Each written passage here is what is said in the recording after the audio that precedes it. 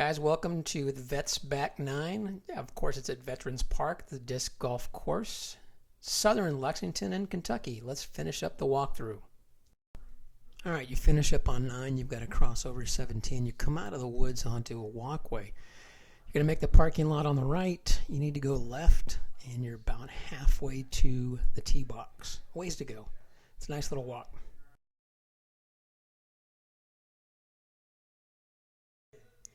So teeing off here, you can see that the visibility ends right about 150 feet, 200 feet towards the basket. It just is, it's one big parabola.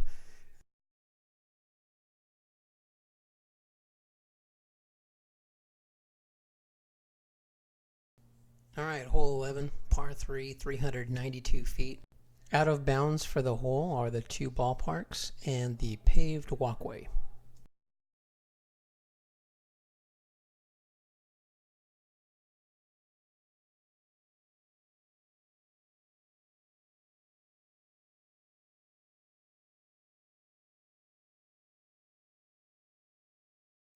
Off we go into the turnaround. This is hole 12, par 3, 192 feet. It is the turnaround hole. Be careful of this tee box, the back edge of it. Whew. Another pair of fairway guardians. A lot of story right there. Once you get around the corner right here, the bushes on the right, you have this beautiful avenue that opens up. A lot of shot shaping right here.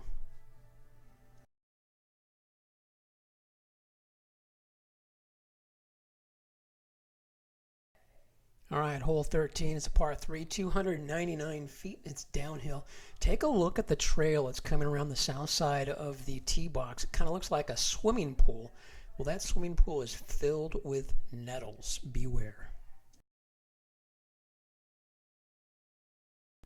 Sight picture here, this straightaway for this dog leg goes right up to this stump, and that stump has a straight line into the basket.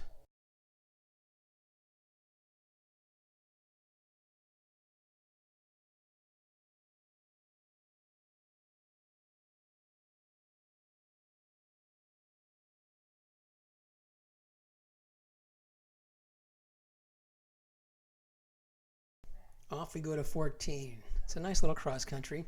Every time you cross one of these little paths, it's a mountain bike trail, and there might be some fast traffic on it.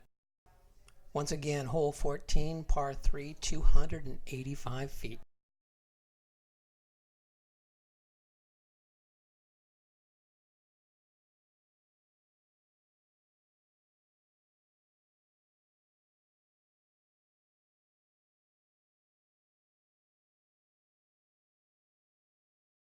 If you haven't been in that gully, you haven't lived.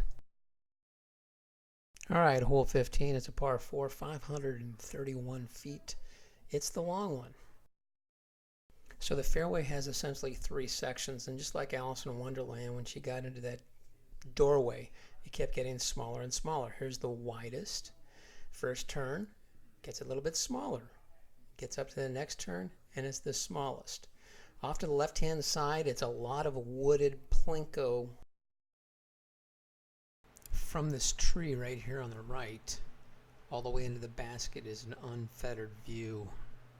It's the first time you really gain straight shot at the basket. Also, you're going to want to leave your gear right here at this corner because you're going to be coming back in this direction. All right, we just finished up 15. Now if we follow the sign going to 16, it says go straight ahead to the right. You don't want to do that.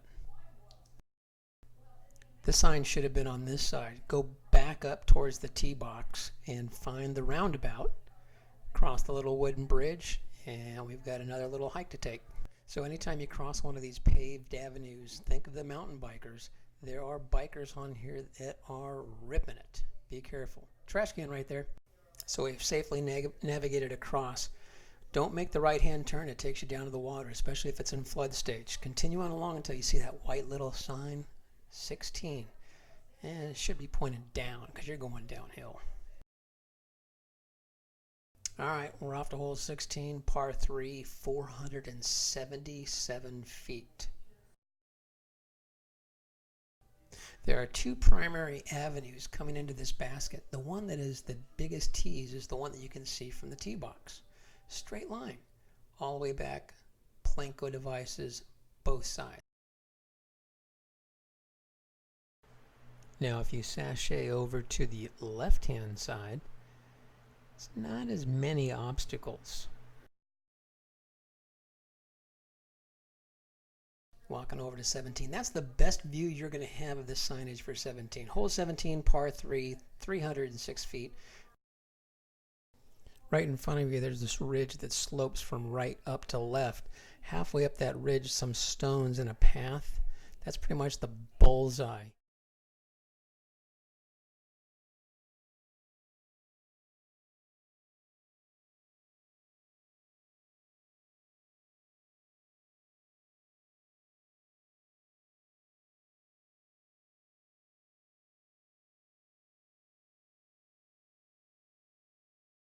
This is on top of that ridge looking back at the tee box and the basket looking back at that ridge.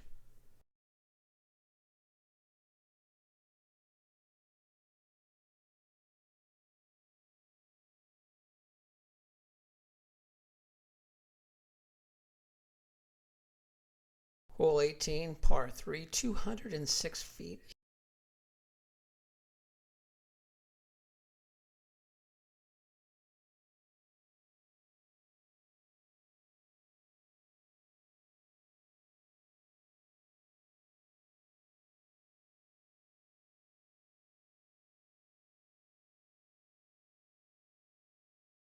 Hey guys, appreciate your time. Want to throw out a big thank you to eBography. They've provided some of the financing and most of the equipment for making this video possible. If you're interested in their work, check them out, eBography. Drop my name, Brett. Get 10% off your order. Again, thanks for watching, guys.